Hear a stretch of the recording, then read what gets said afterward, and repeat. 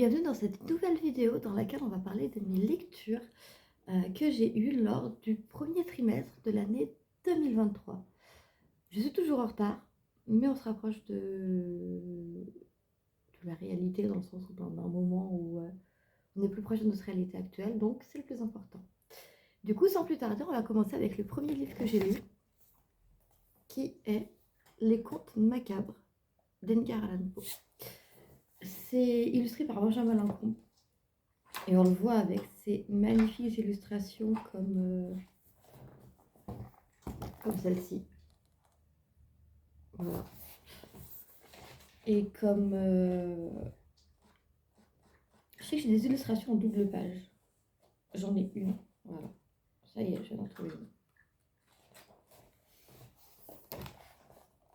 une. Comme ceci. Je vous en ai montré d'autres dans la vidéo Pumpkin Autumn Challenge que je vous mets en description. Mais du coup, j'ai découvert l'écrit qui du coup est une version brochée avec cette couverture magnifique, une version reliée pardon, avec cette couverture magnifique, une reliure et un jaspage noir magnifique. C'est vraiment une... Alors, j'avais été beaucoup intriguée par l'écriture de Poe, sans la connaître. Et maintenant que j'ai découvert, il y a quelque chose de beau, de macabre, de tordu, de sombre, mais qui est en même temps tellement poétique, tellement magnifique, c'est presque magnétique. Ça a été un plaisir de le lire. Et quand je l'ai lu, j'ai été très contente du coup que ma libraire m'a recommandé un autre livre qui contient d'autres recueils de Poe. Parce que vraiment, c'est incroyable. C'est sombre, c'est dur, en même temps c'est poétique, c'est magnétique, c'est... Non, vraiment, l'écriture de Poe, traduit par Baudelaire, en sachant que de base j'aime beaucoup l'écriture de Baudelaire, c'était vraiment quelque chose que j'ai vraiment beaucoup aimé, et du coup ce premier livre, petite pépite. Le deuxième livre que j'ai lu du coup pendant ce premier trimestre, c'est Le Syndrome E de Franck Tillier. Donc dans cette histoire, on retrouve du coup la première enquête qui mêle la série des N-Bell de chez Franck Tillier et la série des Charcot de Franck Tillier. C'est là qu'on va avoir la rencontre. C'est là qu'on va commencer à sentir une possible petite amourette entre les deux. Et c'est une très belle histoire où en gros, le syndrome en fait, c'est on trouve des cadavres qui semblent être affiliés à une maladie qui s'appelle le syndrome E. Et en fait, ça va emmener ces deux commissaires dans des voyages tout autour du monde. Parce que du coup, en fait, les deux enquêtes, donc du coup, l'enquête de Lille, non, c'est pas l'enquête de Lille. Mais en gros, il y a une enquête. Si, il y a une enquête qui se fait à Lille pour du coup le lieutenant Bell, et du coup une enquête sur Paris pour du coup la crime de Charcot. Et en fait, les deux vont se retrouver en lien parce qu'en fait, ils vont se rendre compte que les deux affaires sont liées à force de recherche etc. Et vraiment, la fin, je ne l'ai pas vue arriver. Magistrale, magnifique. Tu crois Franck Tillier. Je sais qu'il y a une série sur TF1 qui est sortie là-dessus, qui du coup a été supervisée par Franck Tillier lui-même. J'ai très peur de la regarder parce que, en fait, dans ma tête, j'imagine Charcot autrement que l'acteur que Franck Tillier a choisi pour Charcot.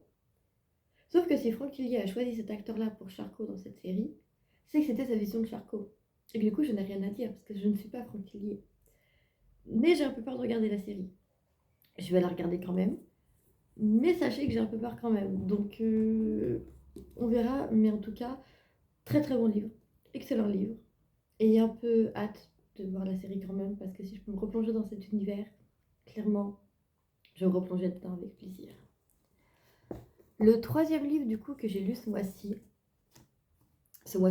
trimestre-ci, c'est Six of Crows de Leif Bardugo. Le tome 1, Si hors la loi, une quête impossible. Et là, on découvre des personnages, donc 6 personnages, du coup Six of Crows, 6 personnages. Kaz, Inej, Jesper, et les deux autres, j'ai perdu leur nom, je suis affreuse. Il y en a une que j'ai envie d'appeler Macha, mais je sais que c'est pas Macha. De toute façon, je passe parce que les noms, je trouve le donner parce qu'ils sont vraiment dans les premières pages, après la carte. Avant. Case, j'espère. Nina. Voilà, je voulais appeler Macha pour une raison inconnue. Case, Nina, Mathias et Willan. Donc au début, dans ce premier tome, je parlais d'une carte.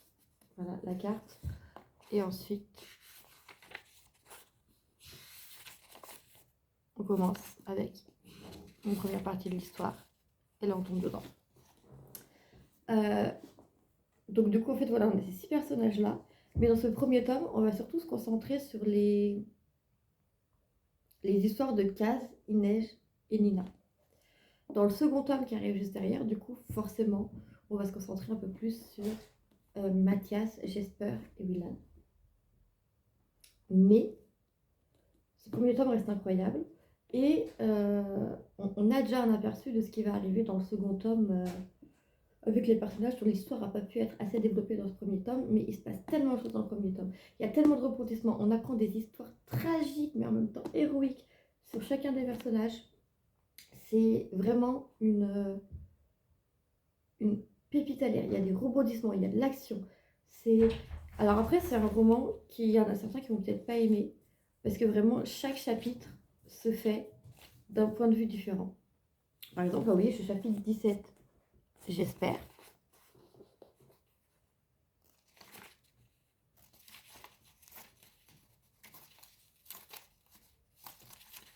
Là, j'arrive au chapitre 18, Case. Et ça, je sais qu'il y en a qui ont du mal. Moi, personnellement, ça ne va pas les ranger. Au contraire, vu que le point de vue de chaque personnage est bien annoncé à chaque début de chapitre, et ben en fait, c'est comme si on était dans un film, pour ce qui se passe moi dans ma tête. C'est comme si j'étais face à un film, et que d'un coup, en fait, c'était une timeline différente, mais avec une même histoire. Genre, on est dans un groupe, les personnages, je sais pas. Et d'un coup, en fait, on suit un personnage d'un coup, un personnage d'un coup, un personnage. Et en fait, c'est tout. Donc pour moi, ça va absolument pas gâcher la lecture. Mais je sais que les romans chorales, comme ça peut gâcher la lecture de beaucoup de personnes. Mais moi, pas du tout. Au contraire, ça a été une excellente lecture. Ça a clairement été un coup de cœur. Et je n'ai qu'une hâte, c'est lire le tome 2. Vraiment, là, j'ai qu'une hâte, c'est lire le tome 2. C'est petite pépite, coup de cœur, incroyable, incroyable, incroyable. J'ai un peu peur de finir le tome 2, de commencer et de finir le tome 2, dans le sens où ça va terminer cet univers et quelque part, j'ai pas envie que ça se termine. Mais coup de cœur, j'ai vraiment adoré, adoré, adoré lire ce livre. Petite pépite, je ne peux que vous la recommander si vous êtes dans la fantaisie et que vous n'avez pas peur d'avoir un moment des termes un peu crus, des choses un peu violentes psychologiquement. Vous pouvez y aller parce que vraiment, c'est une petite pépite.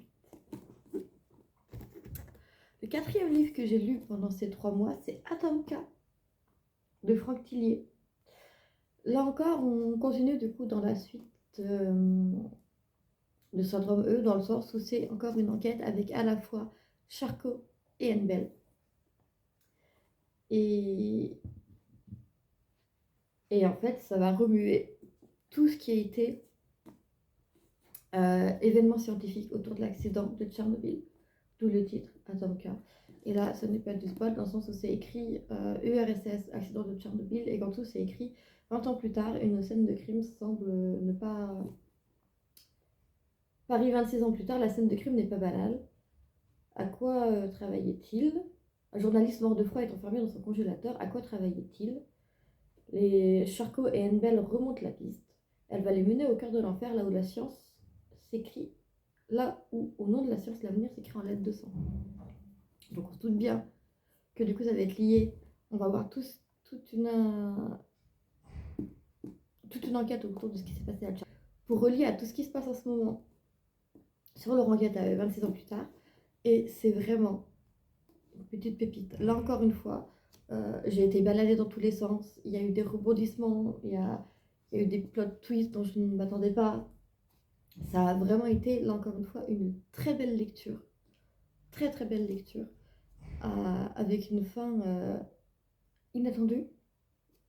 Encore une fois, une fin inattendue, mais qui a été très intense et pleine de rebondissements, comme beaucoup de Franck Tillier. Et j'ai évidemment, comme la majorité de mes lecteurs de Franck Tillier, vraiment beaucoup, beaucoup, beaucoup aimé cette lecture. Pour le 5e livre que j'ai lu ce mois-ci, on revient sur de Edgar Allan Poe, parce que du coup, je n'ai pas pu m'empêcher de lire Histoire extraordinaire, qui du coup reprend parfois certains contes qui sont déjà dans les contes macabres, mais qui aussi en présente de nouveaux. Alors, il y a certains contes des contes macabres que j'avais adoré lire, qu'avec 3 autres livres entre-temps, j'avais un peu oublié et qui ont été magistraux de par leur relecture. Mais il y a aussi des enquêtes que je n'avais point lues et qui ont été très très plaisantes à découvrir. Des enquêtes, n'importe quoi. Des contes que je n'avais pas encore lus et qui a été très plaisantes à découvrir. Mais là aussi, me replonger dans la pub macabre, poétique, intense, pleine d'amour et en même temps si violente, si sale de peau, c'est incroyable.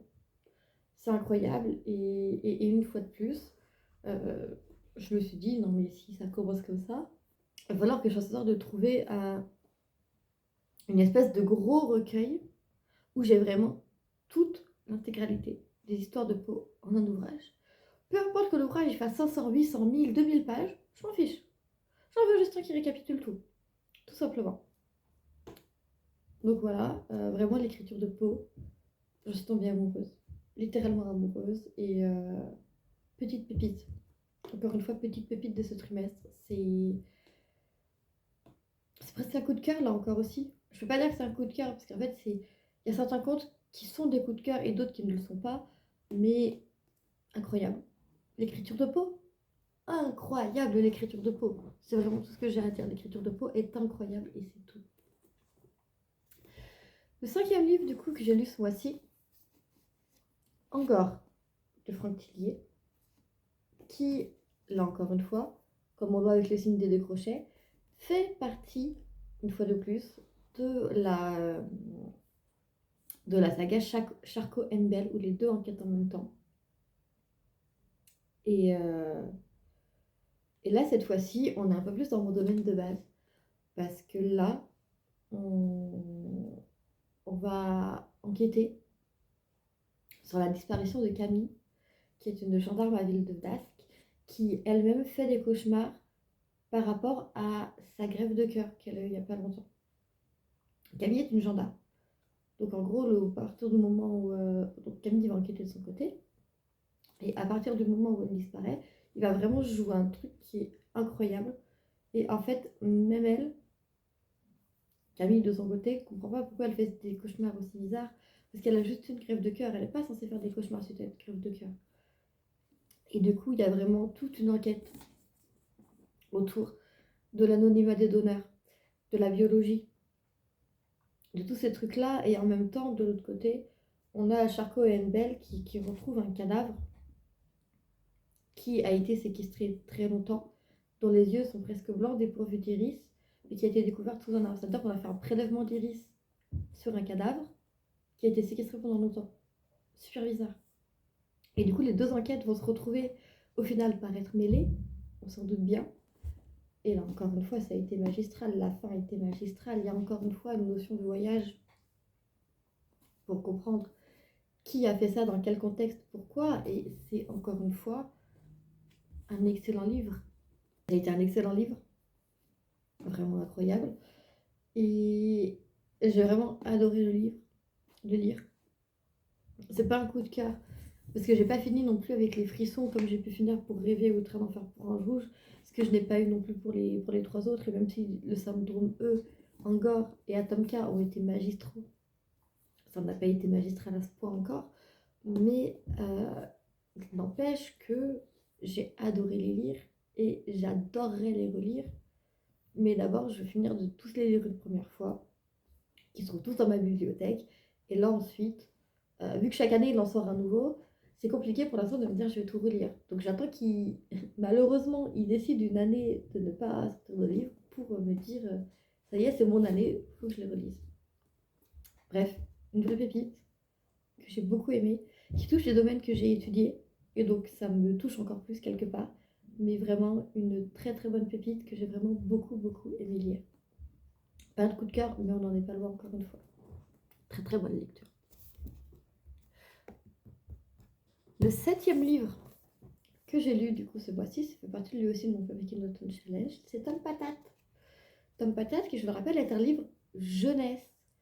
Donc je ne veux pas parler de la rapidité de l'histoire parce que c'est un livre jeunesse. Les enfants ont un temps d'attention qui parfois est plus court que les adultes. Or, pathologie, TDAH, etc., me fait pas dire ce que j'ai pas dit. Mais les enfants ont besoin d'histoires qui vont aussi vite que leur esprit.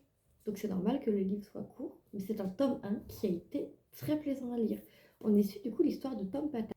Donc Tom Patate est un tout petit humain, donc qui correspond à la catégorie petit peuple de Pumpkin Autumn Challenge, qui se réveille au cœur d'une pomme de terre, qui a des souvenirs bizarres sur des tranches d'avant, mais dont qui sont flous et un peu perdus, qui est à la fois capable de comprendre le langage des animaux, mais aussi le langage des grandes gens, les grandes gens étant les humains comme vous et moi. Et du coup, on va suivre Tom Patate, ce petit humain, qui va du coup se faire accepter petit à petit par la société des grands Manitou, par du coup ce qui s'appelle les grands Manitou, donc qui sont tous les animaux qui peuplent le jardin dans lequel il vit, et en même temps, donc comment il va se faire accepter là-dedans, et en même temps comment il va partir à la recherche de ses souvenirs, etc., en demandant de l'aide des animaux des jardins, etc.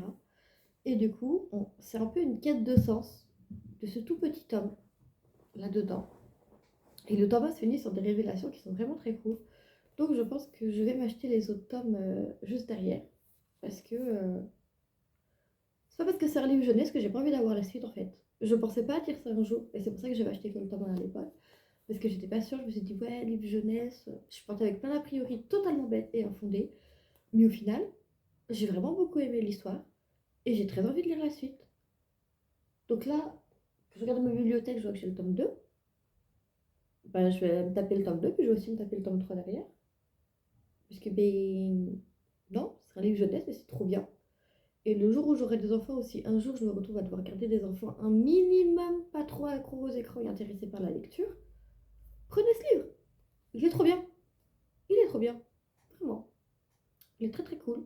Donc non, franchement, très bonne découverte, assez inattendue, et bon livre. Franchement, bon livre. Et le 8e livre que j'ai lu du coup pendant ce trimestre, parce que je suis pas une grande lectrice du livre entre moi, c'est à peu près 1 à 2 livres par mois, pas plus. Parce que c'est à peu près ce que j'ai le temps de lire en ce moment, du coup c'est pour ça, faire une vidéo tous les mois avec 1 ou 2 livres à présenter, moi ça me trouve pas grand intérêt, c'est pour ça que je vous fais des vidéos trimestrielles. Mais du coup le 8e et dernier livre que j'ai lu pendant ce trimestre, j'ai fini sur un Franck Tillier sur Fracture. Fracture, une histoire magistrale, un one shot, où on va suivre le personnage d'Alice. Alice, qui retrouve des photos de sa sœur jumelle, qui est décédée 10 ans avant, qui apprend que son père a été agressé chez lui à l'arme blanche, mais son père dit qu'il a tenté de se suicider. Et un jour, elle a aussi découvert un chemisier plein de sang dans sa douche, alors qu'elle n'a aucun souvenir de ces 3 trucs, de ces 3 événements. Elle se dit, bizarre. Et du coup, on va plonger avec elle dans l'étude de ses souvenirs. Parce qu'en fait, en gros, elle est suivie par un psychiatre. Donc elle-même, elle va voir son psychiatre. Elle va voir un psychiatre. Elle va essayer de remonter le truc, de remonter le fil du temps, malgré ses absences. Elle va essayer de tout noter, tout truc et tout. Elle va essayer de se faire assister par son petit ami. Elle va essayer de retourner voir chez ses parents. Et en fait, elle va toucher quelque chose. On va toucher une pathologie mentale qui, comme d'habitude chez Franck Tillier, a été très bien étudiée, qui ne stigmatise pas les personnes atteintes de cette maladie mentale, qui en même temps ne fait pas appel aux clichés, aux clichés purs et durs qu'on a, qu'on a l'habitude de voir à propos de cette maladie mentale et dont beaucoup d'influenceurs comme Olympe ou Christina se battent contre. Et pour moi, ça a vraiment été une version magistrale, que cette maladie soit explorée sous ce sens-là. On n'a pas juste le cliché dans les films, un méchant, un gentil, et il y a une petite guerre entre les deux. Là, non, on n'a pas un, on a 5 personnages qui se retrouvent mêlés à ça. Plus le petit ami, plus le père, plus les gens autour, des journalistes autour, plus... ça a vraiment été très bien construit, très bien ficelé. Et Fracture est une histoire magistrale. j'ai fini Fracture en me disant waouh, ça faisait très longtemps que j'ai pas lu un livre d'une telle qualité hortilier traitant d'une maladie mentale comme ceci. Ça a vraiment été une très très belle lecture et vraiment incroyable. Je ne cite pas la maladie mentale en question parce qu'en fait je me rends compte que en fait on a des pistes sur cette maladie mentale qui arrivent tout au long du livre et en fait on a la révélation de quelle est cette maladie qu'à la fin. Donc je ne vais pas vous spoiler. Juste effectivement il y a bien un enjeu de maladie mentale dans le livre qui est très présent, on s'en doute bien, parce qu'on a l'intervention très tôt du psychiatre, c'est pas un souci. Mais voilà, je ne vais pas vous révéler le plot twist de fin, je ne vais pas vous spoiler, donc je ne vous dirai pas de quelle maladie c'est, mais en tout cas, c'est une maladie qui est souvent très stigmatisée, très cliché, et dont les personnes qui en sont réellement atteintes souffrent énormément de ces clichés. Et pour le coup, je trouve que ce livre ne va pas du tout les stigmatiser, comme d'autres livres ou séries ou films peuvent le faire. Sur ce, donc c'est la fin de cette vidéo. J'ai donc lu 8 livres ce mois-ci. J'espère qu'elle t'aura plu. Si c'est le cas, n'hésite pas à la liker pour me le montrer. N'hésite pas non plus à me dire en commentaire ce que tu as pensé de mes lectures, si tu les as lues aussi. Quels sont les livres que tu as lus au cours de ce dernier trimestre et quels sont les livres dans ta pile à lire pour le trimestre prochain. Si tu fais une pile à lire, moi je sais que je ne fais pas de pile à lire, je suis un peu une mood rideuse, dans le sens où j'adore les thrillers, mais aussi j'en lis trop. Je découvre trop vite les plot twists, donc ça m'énerve, donc c'est pour ça que j'alterne avec un livre plus léger en même temps. Et le livre plus léger peut vraiment passer de tout à rien suivant ce de quoi j'ai envie. Donc n'hésite pas à me dire quelle est ta pile à lire du coup pour le mois prochain, quelle est ta pile à lire tout court. Ou si tu as des recommandations de livres basées sur des livres que je t'ai présentés dans cette vidéo, avec plaisir, donne-les-moi. J'irai les acheter et les lire avec très grand plaisir. N'hésite pas non plus à t'abonner pour ne pas manquer les prochaines vidéos. Et sur ce, je te souhaite de passer une très belle journée avec de très belles lectures. Et à bientôt dans une prochaine vidéo. Des bisous, bye bye!